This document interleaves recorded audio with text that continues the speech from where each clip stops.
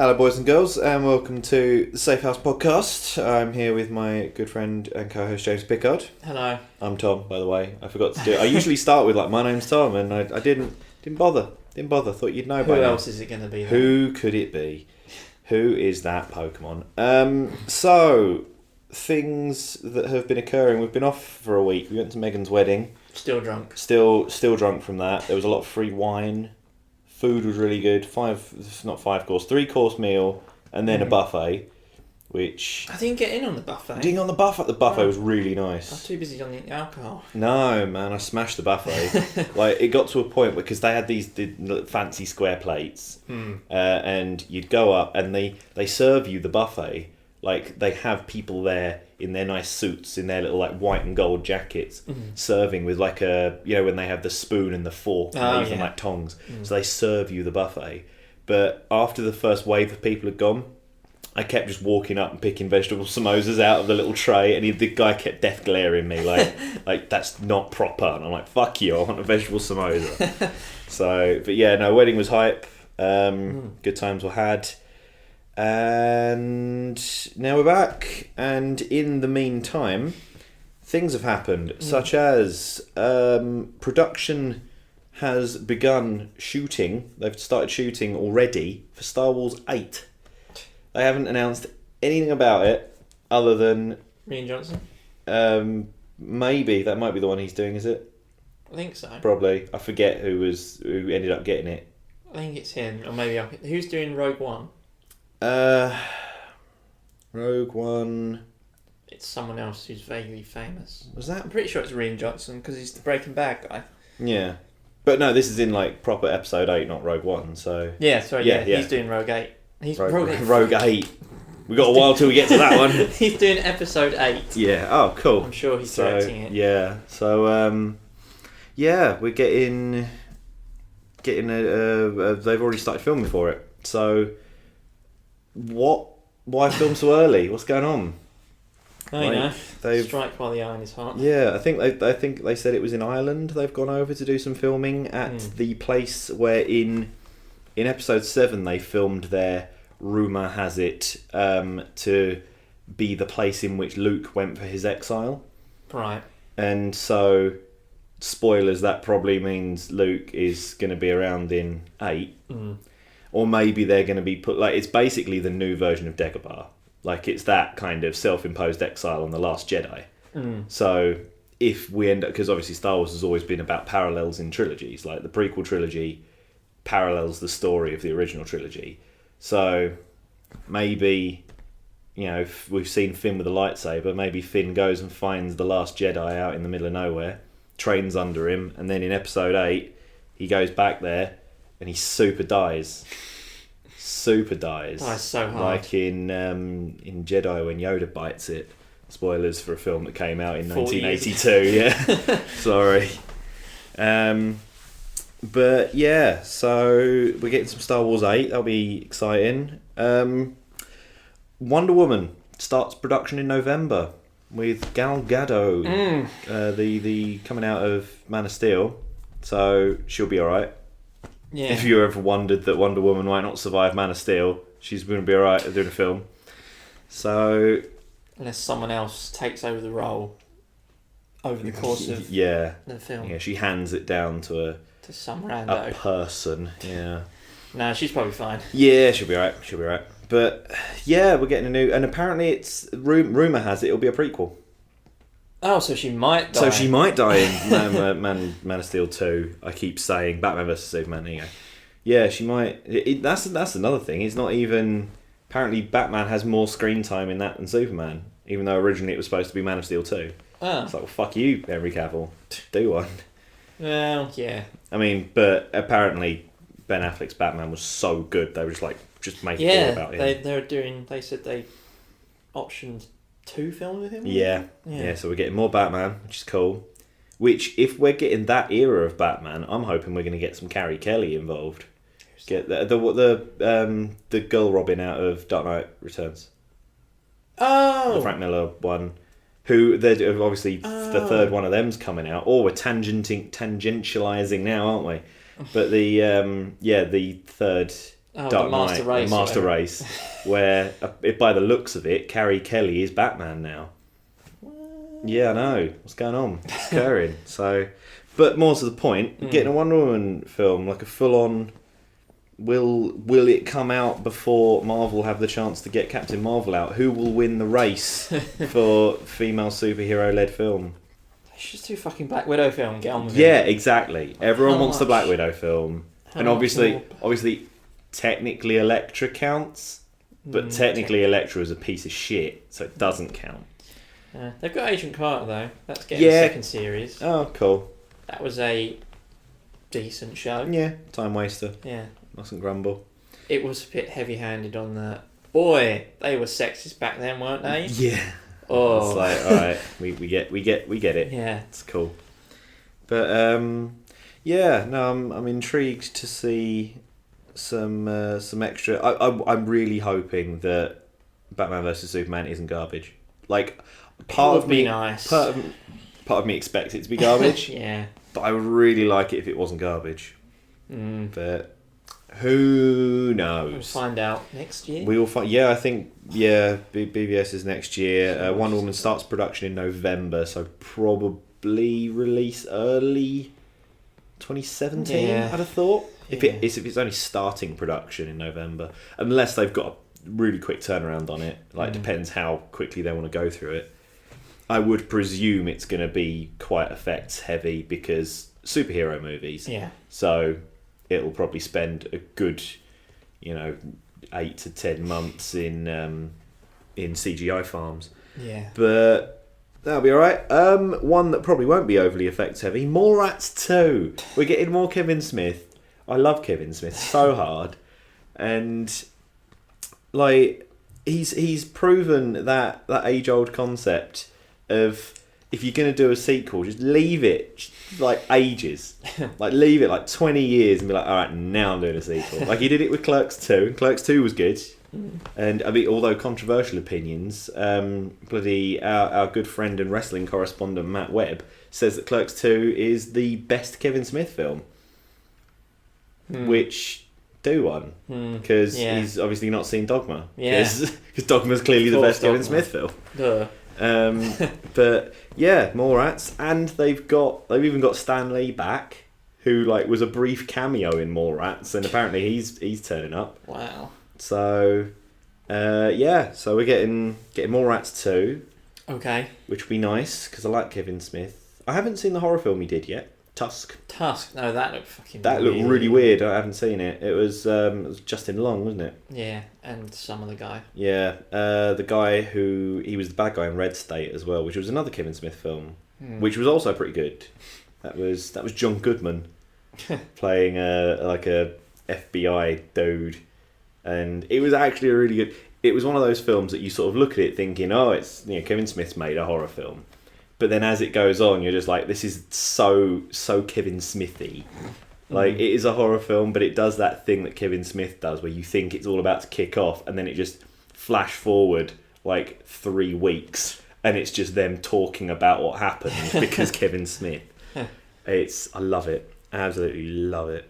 So, that'll be fun. Jason Bourne getting a new film.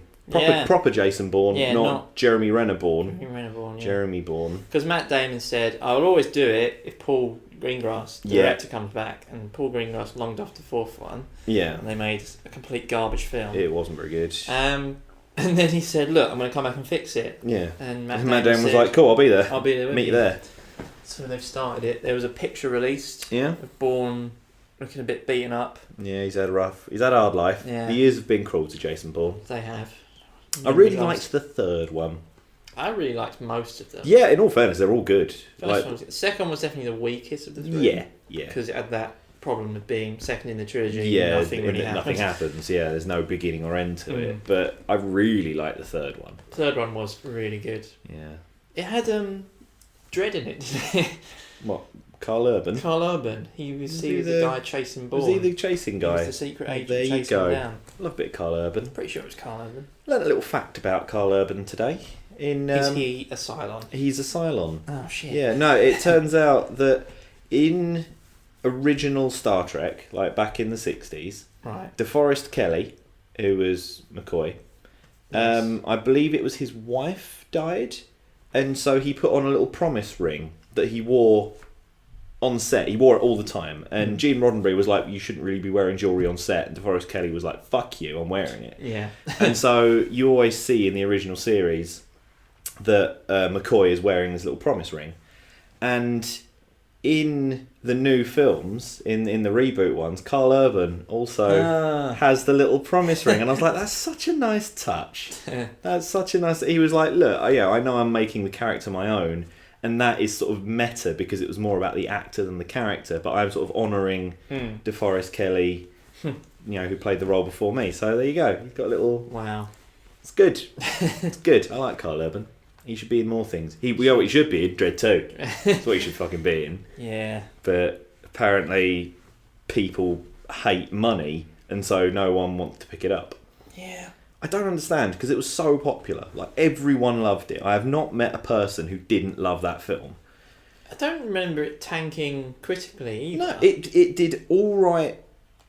Critically, it was like the proper critics were like, yeah, it's okay. The comic book fans were like, this is fucking brilliant. I think at the box office it did all right. It wasn't amazing, but then for some reason they were like, no, I'm not going to bother. It was so good.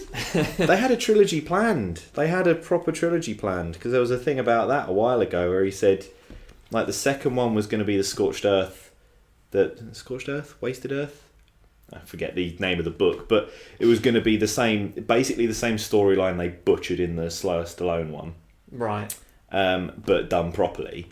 And then the third one was going to be the Dark Judges, and it was going to be Dredd versus Judge Death, which was... I would love to see how they were going to do that, because that was where it got very comic booky, and it was like a skeleton zombie who was a judge.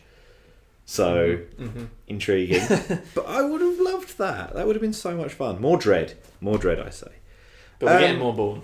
But we're getting more Bourne, which is a start. It's someone doing cool shit, and that's really all we can ask for. Some other... I can't even segue that, like, cool shit. So, King Kong. We're getting Skull Island soon, which is going to be a new King Kong film, which was at Universal, but the rights have now passed to Warner Brothers in some sort of shady back alley deal. And Warner Brothers also own the new Godzilla films, which they are currently working on a sequel, which supposedly will feature one of the classic Toho movie monsters. Whether they haven't said who, so it could be King Ghidorah, it could be Mothra, who knows. But they have already said, now we have the rights to Skull Island, you can bet your ass we're doing King Kong versus Godzilla. Which... it'd be stupid. I mean, in theory, everyone goes, yes, amazing. King Kong versus Godzilla. It'd be, the clash, the clash of the eighth wonder of the world versus the King of Monsters. It'll be amazing. But then it's like, if you really think about it, Godzilla is like skyscraper sized. Yeah. And Godzilla fits in a theatre. Like, I mean, granted, he's big for a monkey. Don't get me wrong. I'm not saying he's not a big monkey. But they fit him quite neatly in a theatre to show him off. Yeah. So he's, 50 foot tops. We're talking like, tippy toes 50 foot. Godzilla is skyscraper size. Godzilla is literally the size of like an 80 floor building. Would he not immediately kill King Kong? Stomp on He'd him. either stomp on him, he could use his like atomic breath. Just burn him up instantly. Just be like, well, there you go. Yeah. Fire in my laser and you're done. Yeah, maybe it's a better idea in theory than in practice. Yeah, I don't think they've really thought about it. But unless some bullshit happens to make King Kong the size of Godzilla. That'd be awesome.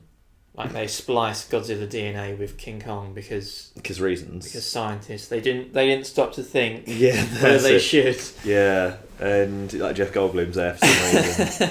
And there was someone said, why not bring in the other like Warner Brothers owned kaiju friendly franchise and put King Kong in a Jaeger. Like a giant robot.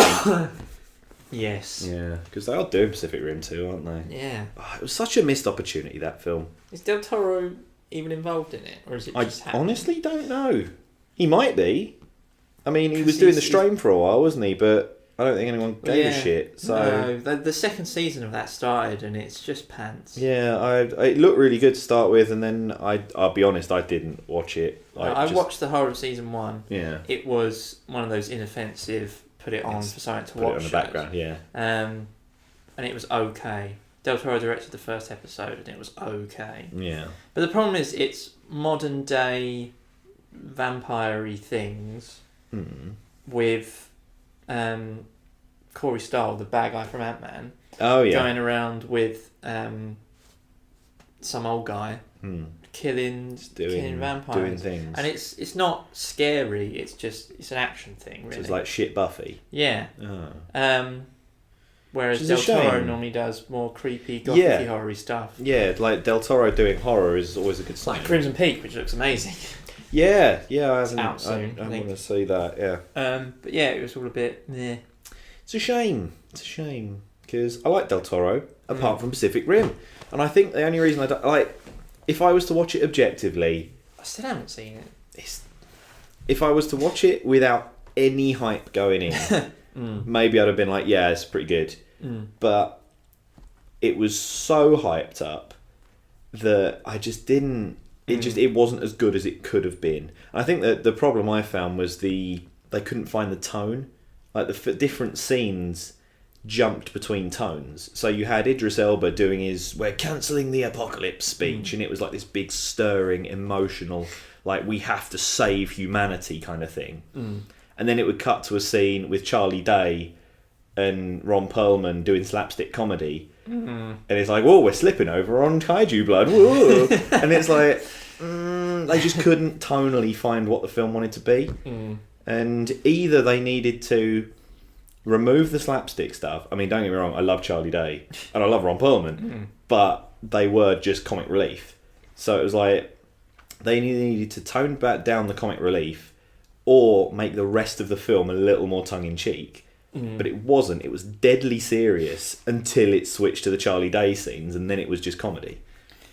Which is a shame, because it was a good concept. It was, robots versus monsters, what can go wrong? The biggest shame with Del Toro is that the Mansions of Madness project fell through.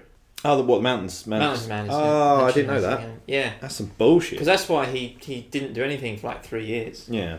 I was reading about Crimson Peak and the Latest Empire. Yeah. And I think his last thing was Pacific Rim, wasn't it? Until Crimson Peak. Yeah, well, and The Strain, but yeah, doesn't. And he was saying The Hobbit fell through for him. Yeah. Mountains of Madness fell through for Silent him, Hills. and Silent Hills all fell through, and so he had all these big projects that he was really excited about. Yeah. Especially Mountains. Oh my god, Mountains of Madness by Del Toro would have been so good. That was like his dream project to do, and it collapsed, and he just went, "Fuck it, I'm out for a while." Yeah, that's and fair. now he's come back and done Crimson Peak, which looks super creepy. Yeah.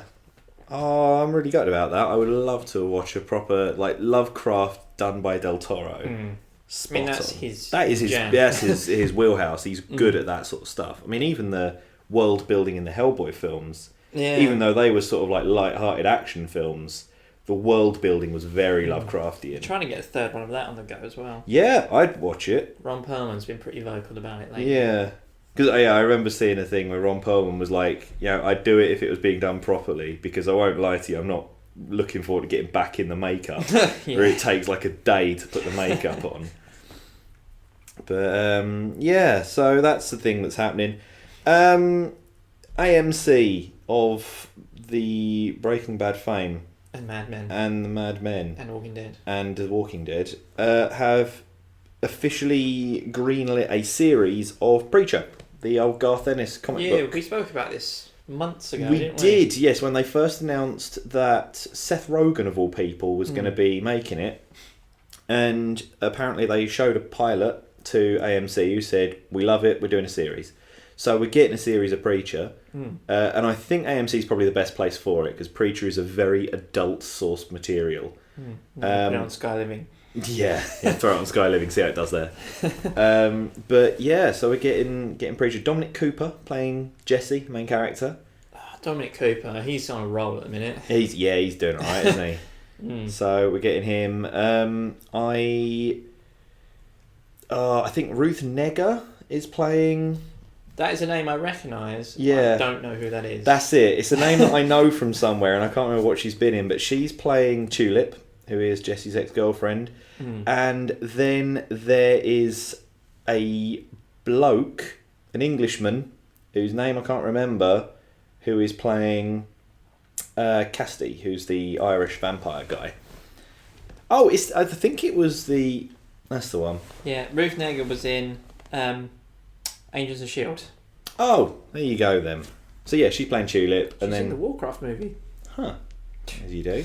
Anyway. But so we're getting that, and Seth Rogen is apparently super on it. He's like a massive Garth Ennis fan in general.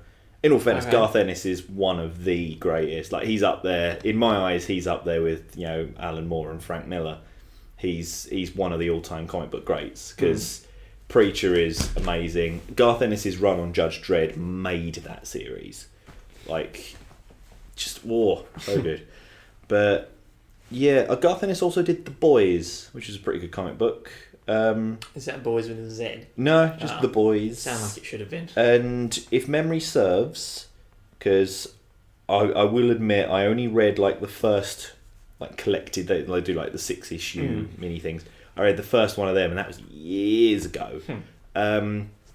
But if memory serves, it's about basically like a group of superpowered people who their job is to take out superpowered people. Like, they're basically like a mercenary hit squad for superheroes. Yeah. And one of them is played by Simon Pegg. Like, the likeness and mannerisms are that of Simon Pegg, who was like, put me in a comic book, it'd be great. But thoroughly looking forward to some Preacher, because one of my all-time favourite comic books. Looking forward to see how they deal with a lot of the stuff, because it gets really bleak towards the end. Like the last maybe 5 or 6 issues of that, it did a 60-issue run, and the last 5 or 6 issues are horrible. It's like repeated gut punches. Oh my god, it is just the worst thing. So that will be interesting.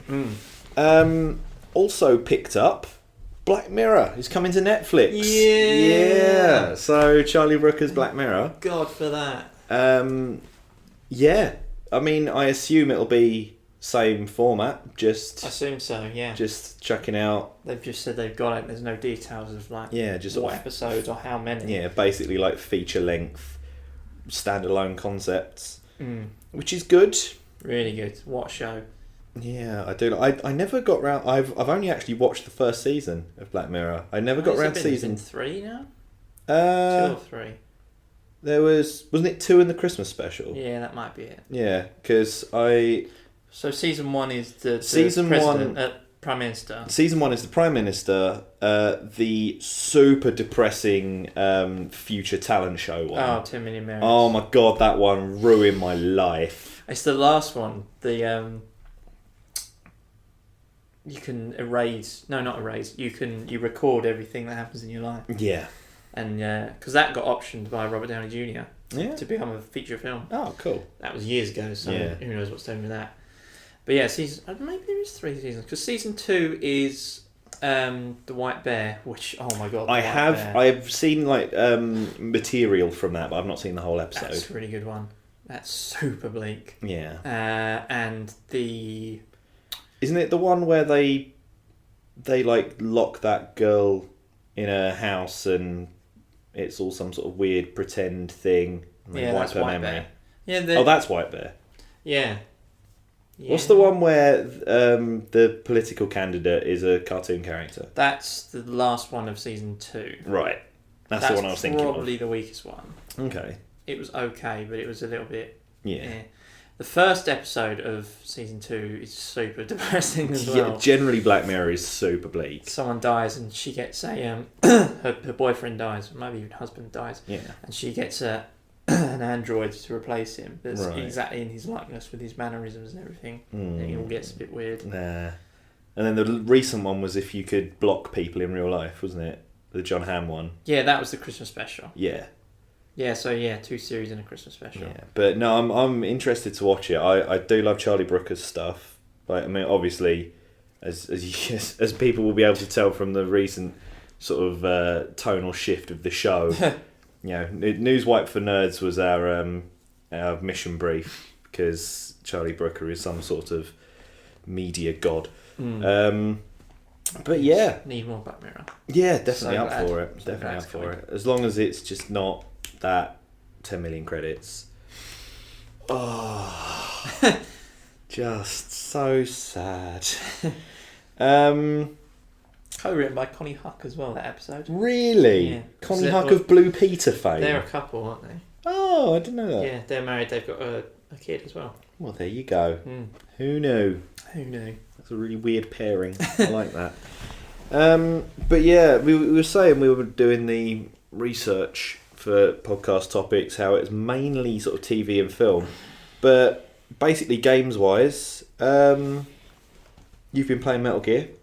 It's good. It's good. It's really bloody good. Yeah, I've been watching Let's Play because I can't be arsed. But I've been watching the Best Friends Let's Play because I like the two best friends. But it looks pretty fun. Yeah, it is insanely good. It's got a lot of nice little nods to the other games that I've picked up on, like Baby Psycho Mantis. Yeah, it's pretty fun. Don't know what's going on with that yet. I haven't got to any reveals about that. He's just kind of there. He's just there. With the man on fire. The man on fire. He's metal as shit. But yeah, it's that same completely bonkers storytelling. Yeah. But then the game itself, the whole stealth sneaking around stuff, so good. Yeah. So much freedom to every mission. There was one I did the other day where you were supposed to tail this interpreter. Right. He knew some language like Pashto or something. Yeah. And he was interrogating people. And you were supposed to follow him to lead him to this specific prisoner you had to rescue. Yeah. And then you had to extract them all through the Fulton. Yeah. The Fulton's the best. But what I did while he was interrogating these other prisoners, I'd rescued them after he'd interrogate them. Right. So they do the interrogation, be like, okay, kill him. Yeah. So then I'd come in and take out the guard that was going to kill him and rescue them. And they'd feed me bits of information. Nice. And they led me towards this thing that said, oh, they're going to interrogate the prisoner you want at night. Right. And at the time it was 10 in the morning or something, so I was going to wait around for ages. So I explored this camp. Yeah. And I found a building. Inside was this intelligence report telling me where all the prisoners were. Right. So instead of waiting for him to lead me to it, I interrupted him while he was on the way somewhere. Yeah. Fultoned him out. Right. And Miller was like, "What are you doing? We don't know where he is." Miller. Yeah. I know where he is. Miller, don't panic. I got this. So I just walked into the camp where he was, took out some guards, rescued the prisoner. Yeah. S rank. Yeah, nice. But yeah, you can just there's so many different options. There's one where you have to interrupt a convoy. Nice. Where there's these 2 tanks leading this truck full of supplies or some bullshit. Yeah. And my approach was through interrogating some guy I learnt of a like APC which I could nick. And I stole it and I blocked off the road, and as they came along the road, just fired all these rockets at them and blew the whole thing up. Nice. So much fun. Yeah, it looks pretty good. I like the way you can change your play style on the fly now. Because obviously in the old games, if you got spotted, you were fucked. You fucked it, yeah. Whereas now it's like you can go loud at any point and it's kind of okay. Yeah, it all goes wrong. Call down a helicopter. Yeah. Get the minigun out. But yeah, that looks pretty good. It's really good. Yeah. I've just finished the story mode of the Mad Max game. Really good, really fun. It's basically Assassin's Creed, but Mad Max. Yeah. Cars. With cars, lots of cars. Yeah, I've done the story mode. I'm pretty much just doing all the side objectives until I can unlock all the best stuff for the car. Lots of pretty explosions in that game. Yeah, explosions are really nice. And the combat's great and lots of nice exploring to do. Lots of nice little nods to the game, to the films even. There's a Thunderdome bit, which Thunderdome. Thunderdome's always so much fun. And yeah, and the main villain is the son of Immortan Joe from Fury Road. So you've got the link there, which is why the place sometime after Fury Road. Then, well, it doesn't explicitly say. I've heard rumour. I've heard on the grapevine that it's set just before Fury Road. Obviously his son, yeah. So the idea is that, like, because without giving anything away, you get the Interceptor back, because, like, the point of the game is, he's taking your Interceptor. You're clearly going to get the Interceptor back. But obviously in Fury Road, we see it taken and stripped down for parts before he gets stapled to the front of that car for Nicholas Hoult. So in this, you get the Interceptor back at the end, which I'm thinking, well, if you've still got the Interceptor, chances are it takes place beforehand. And also in this one, Scrotus, who is the Immortan Joe's son, is the leader of Gastown. Whereas in the film, it's that guy with the weird nose piece. Yeah. It was like the People Eater or something. But yeah, there's nothing to explicitly say where it takes place. But I mean, that's the kind of the point of a Mad Max thing. Like, it's very anthology style. As you know, the first film comes first, and everything thereafter is sort of a tale of the Road Warrior. But yeah, lots of nice little nods to stuff from the films, and but it is super, super bleak though. Whenever you, like, the ending of the game is really, really bleak, and whenever you find like these little photos laying around, it'd be like a photo of a dog, and you're just like, all the dogs got eaten for food. Everything is terrible. It's like, fucking hell, Max. There was one I found the other day where it was like a poem that was all about, like, beauty and joy, and he's like, beauty and joy are dead. Fuck my life, cheer up. You've got sick car. That's all you need. But yeah, so it's pretty fun. I would suggest it. On CD keys, you can get it for like £12. So yeah, that will happen eventually. Yeah, it's worth doing. Once Metal Gear's done. Yeah, it's definitely minimum £12 worth of game. If I'd have paid full price, I'd have still been happy with it. So it's pretty good. Cool. So now it's just past the time until Fallout 4, really. Not much longer now. No, it's 2 months. 2 months.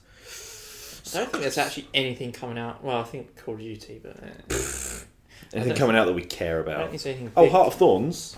Oh shit! Yeah, Heart of Thorns comes out next month, so that'll keep us busy until. Apparently, there's an event going on at the moment. In game. Yeah. They've done Mordrum Invasion, which is something they've stolen entirely from City of Heroes. Yeah. Where back in the day, like, every now and again, this race of space aliens would just turn up and ruin everyone's shit, and they've done that in Guild Wars now. So you're just milling around the base game, and there's just vines everywhere, and like jungle dragon enemies pop up. Basically, as an incentive for people who have now started doing free to play to get the expansion. But yeah, so that'll tide us over until Fallout, and then once Fallout's available, I will never see anyone again ever. And that's it. I've taken the week off work for it. I'm not even sorry. It's gonna be awesome. There's Rock Band 4 next month. We're pretty good. Super expensive though. Yeah. £220 for the full set. Although I do still have my guitars, and I think I somewhere have the PlayStation or Xbox. Xbox, so it's no good for you, yeah. Nah. Oh, Assassin's Creed is out in October as well. Syndicate. Oh yeah, maybe might consider Syndicate. It would be a game, yeah. It seems pretty fun. Yeah, early reviews are saying it's really good. Well, like it's Black Flag levels of enjoyable because the French one was shit. Yeah. So good. Yeah, that'll about cover it. So you may have noticed, people of the internet, we've got a new release schedule now because we were putting things out on weekends and no one really gave a shit because people are doing things at the weekends.